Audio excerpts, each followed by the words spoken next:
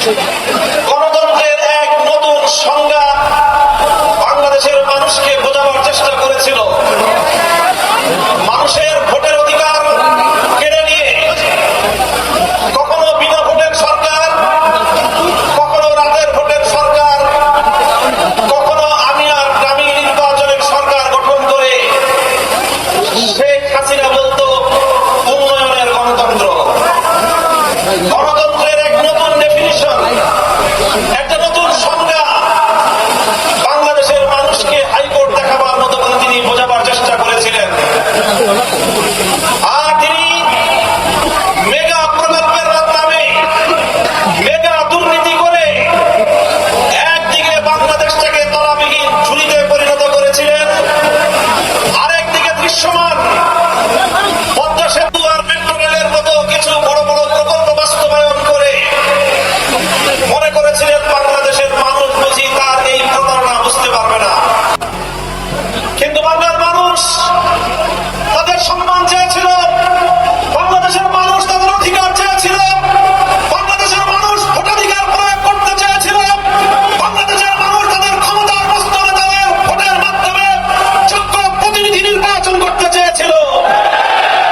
কিন্তু দেশের মানুষের চাওয়ার সঙ্গে ফ্যাসিবাদী স্বৈরাচারী শেখ হাসিনা অব্যাহতভাবে নির্মম পরিহাস করে চলেছে, যার ফলশ্রুতিতে 2013 সালের শাপলা চত্বরের নবীপ্রেমী তৌহিদি জনতার বুকের রক্ত দিয়ে ফ্যাসিবাদ বিরোধী যে আন্দোলনের ভিত রচিত হয়েছিল, 2024 সালের বৈষম্য বিরোধী ছাত্র জনতার মহাবিস্ফোরণের মধ্য দিয়ে গণ অভ্যুত্থান পরিণত হয় এবং ফ্যাসিবাদী স্বৈরাচারী ভারতের কৃতদাসী শেখ হাসিনা দিল্লিতে পালিয়ে যেতে বাধ্য হয়।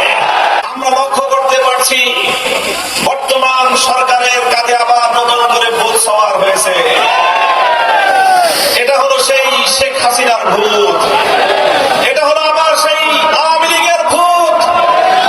জনগণের ভোটাধিকারের সঙ্গে পরিহাস করবার এক অবিবেচনা প্রসূত এক ভূত আবার নতুন এই সরকারের কাঁধে সওয়ার হয়েছে।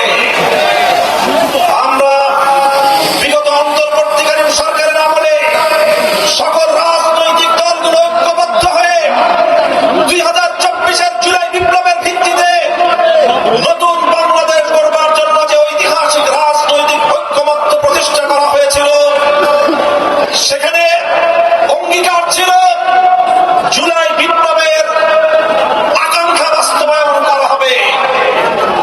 জুলাই বিপ্লবের মৌলিক আকাঙ্ক্ষা ছিল দুটি। এক নম্বর আকাঙ্ক্ষা ছিল বৈষম্য বিলোপ করা, জুলাই বিপ্লবের 2 নম্বর আকাঙ্ক্ষা ছিল ফ্যাসিবাদের রাস্তা বন্ধ করা।